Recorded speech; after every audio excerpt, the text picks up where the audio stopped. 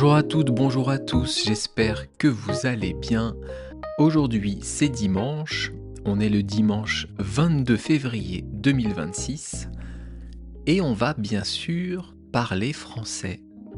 Plutôt, je vais parler français et vous, vous allez écouter et en écoutant, vous allez apprendre.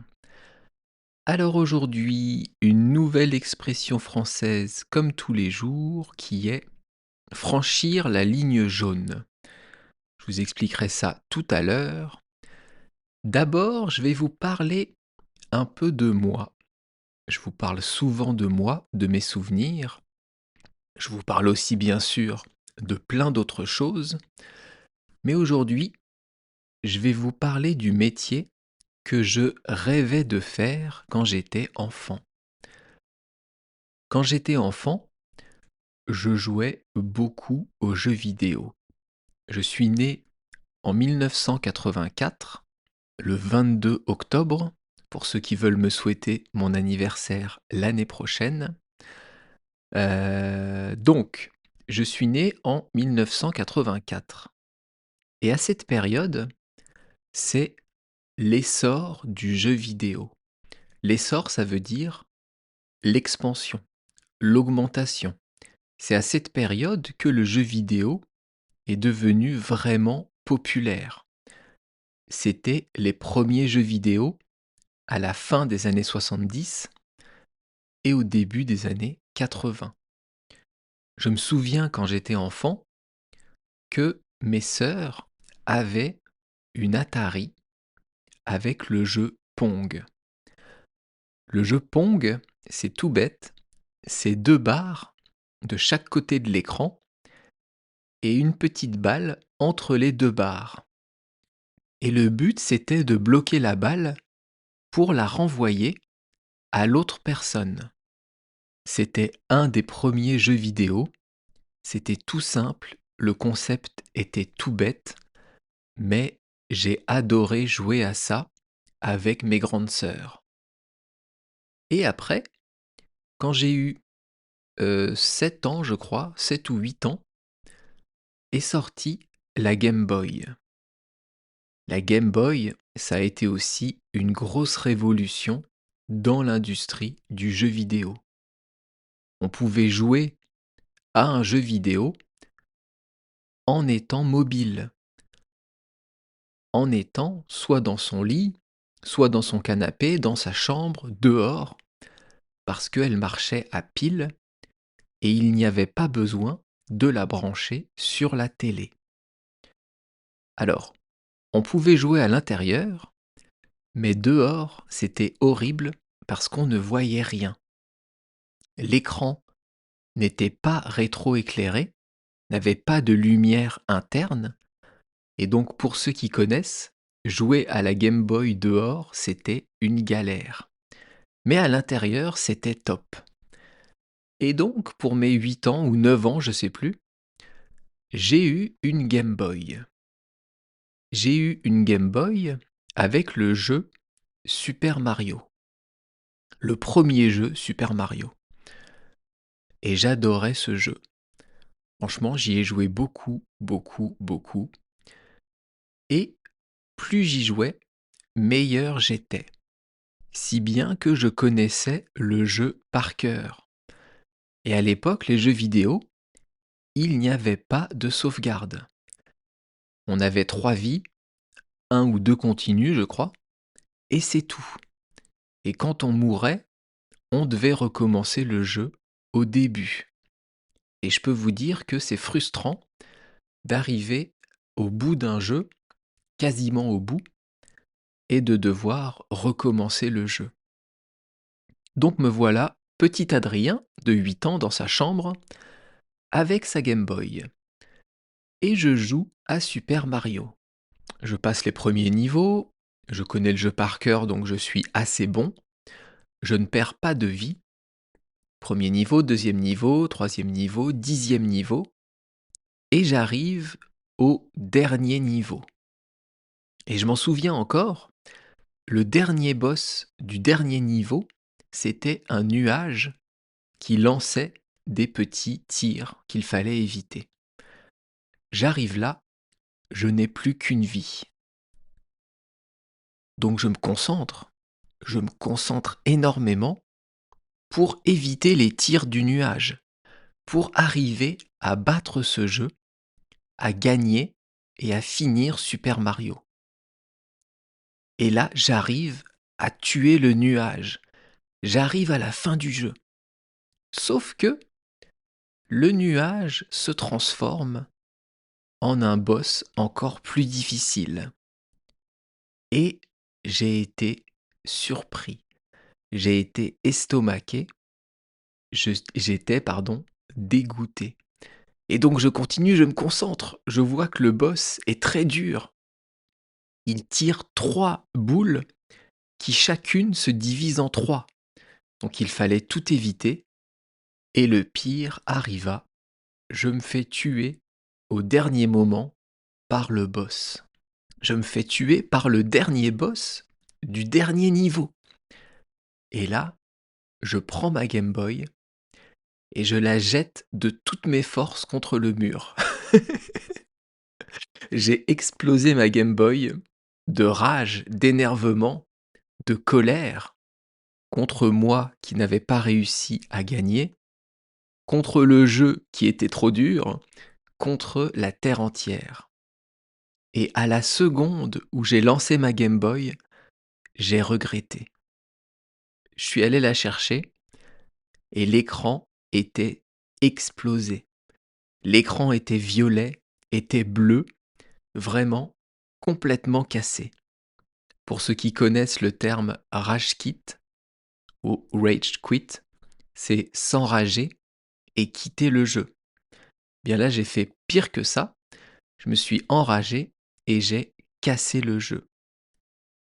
Et là, qui arrive à cause du bruit de ma Game Boy sur le mur? Eh bien, c'est ma mère qui arrive.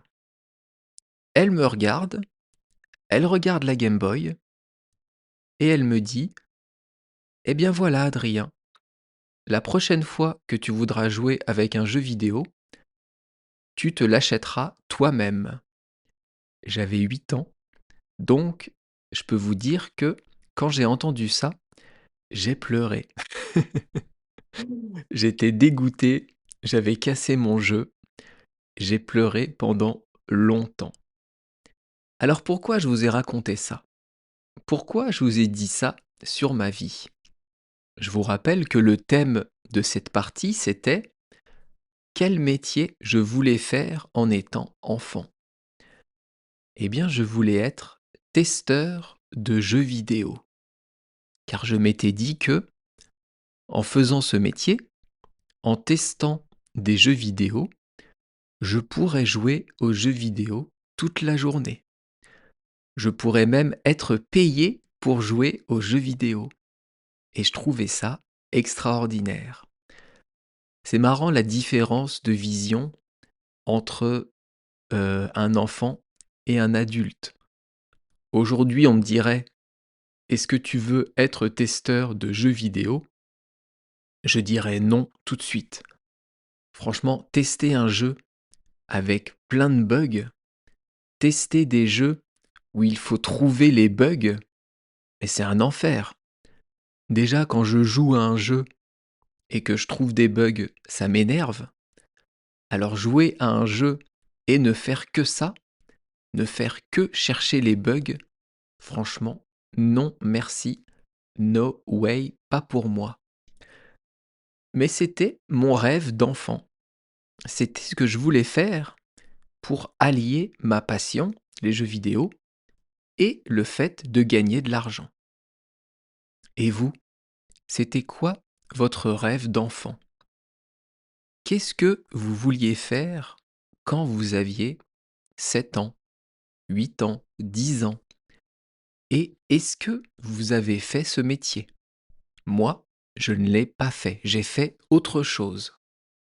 Mais je continue, à jouer à des jeux vidéo pour le plaisir et je ne casse bien sûr ni la manette ni la console. Alors pour vous, C'était quoi ce rêve d'enfant? Dites-le moi dans les commentaires YouTube, écrivez-moi ça pour qu'on puisse en discuter. Si vous le voulez, ça serait marrant de savoir votre rêve d'enfant, le métier que vous rêviez de faire. Allez, maintenant on passe à la deuxième partie du podcast et donc à l'expression du jour, franchir la ligne jaune. Franchir la ligne jaune. Il y a 4 mots. Le premier mot, c'est un verbe. Franchir, est-ce que vous connaissez? Franchir, ça veut dire passer au-delà d'un obstacle. Donc quand on utilise le verbe franchir, il y a vraiment cette idée de difficulté à passer, de difficulté à dépasser, à franchir. On peut dire franchir un fossé, franchir un pont, si le pont est difficile d'accès ou si c'est difficile de traverser. Franchir, c'est un verbe du deuxième groupe et bien sûr, je vais vous le conjuguer rapidement au présent et après au passé composé. Franchir au présent, ça donne je franchis, tu franchis, il franchit, nous franchissons, vous franchissez et ils franchissent. Et ensuite, au passé composé, pour le verbe franchir, on utilise l'auxiliaire avoir. Donc on dit j'ai franchi, tu as franchi, il a franchi, nous avons franchi, vous avez franchi et ils ont franchi. Franchi étant le participe passé du verbe franchir. Je vous rappelle en une minute à quel moment on utilise le passé composé, parce que ça c'est important de le savoir, c'est important de le rappeler. Le passé composé, il va décrire une action dans le passé, ça c'est sûr, mais qui est terminée, qui est délimitée dans le temps. Je vous donne un exemple. J'ai mangé une pomme et je suis parti. J'ai mangé, c'est le passé composé. Pourquoi on utilise ici ce temps? Parce que le fait de manger une pomme est une action finie, puisque après, je suis parti. J'ai mangé une pomme et je suis parti. L'action est finie, l'action est délimitée dans le temps, donc passé composé. Un autre exemple avec l'imparfait. Je mangeais une pomme quand quelqu'un est arrivé. Je mangeais une pomme, c'est de l'imparfait. Pourquoi l'imparfait? Parce que l'action de manger la pomme est toujours en cours quand quelqu'un est arrivé, quand la personne est arrivée. Comme l'action n'est pas finie, on utilise l'imparfait et pas le passé composé. Est-ce que c'est clair pour vous ça? C'est important de le savoir, donc vous pouvez réécouter le podcast, peut-être pas en entier, mais cette partie-là, pour bien la comprendre et pour bien retenir l'utilisation du passé composé. On revient donc à l'expression franchir la ligne jaune. Franchir, je viens de vous l'expliquer. La ligne jaune, c'est quoi? Regardez l'image du podcast et vous voyez une mignonne petite voiture, une mignonne coccinelle qui est en train de traverser la route. Elle est en train de traverser la ligne jaune du milieu, de franchir la ligne jaune. Donc ça, c'est le sens concret, mais en fait, franchir la ligne jaune, c'est un sens imagé. Ça veut dire dépasser les bornes, dépasser les limites. Ça veut dire faire quelque chose d'interdit. Comme cette voiture sur le podcast, sur l'image, qui est en train de traverser la route, c'est interdit, et elle va peut-être faire un accident avec la voiture jaune qui arrive. Donc franchir la ligne jaune, ça s'utilise quand quelqu'un est en train ou va dépasser les limites, va dépasser les bornes, va faire quelque chose qu'il n'aurait pas dû faire. Il va franchir la ligne jaune. D'ailleurs, en France, ça fait longtemps que les lignes ne sont plus jaunes mais blanches, sauf que avant, elles étaient jaunes. Et donc on disait franchir la ligne jaune.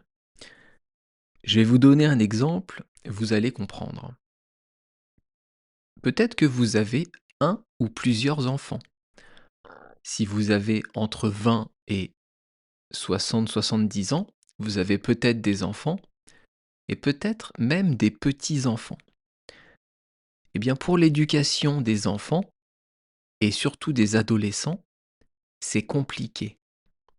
Et parfois, on peut leur lancer une menace en disant « Attention, t'as pas envie de franchir la ligne jaune, sinon… » Et là, vous finissez pas votre phrase. Ça met du suspense, ça met la menace. Et après, les adolescents, eh bien, ils s'en foutent. Ils font ce qu'ils veulent et ils vont quand même franchir la ligne jaune. Mais avec les enfants, avec les petits, ça marche.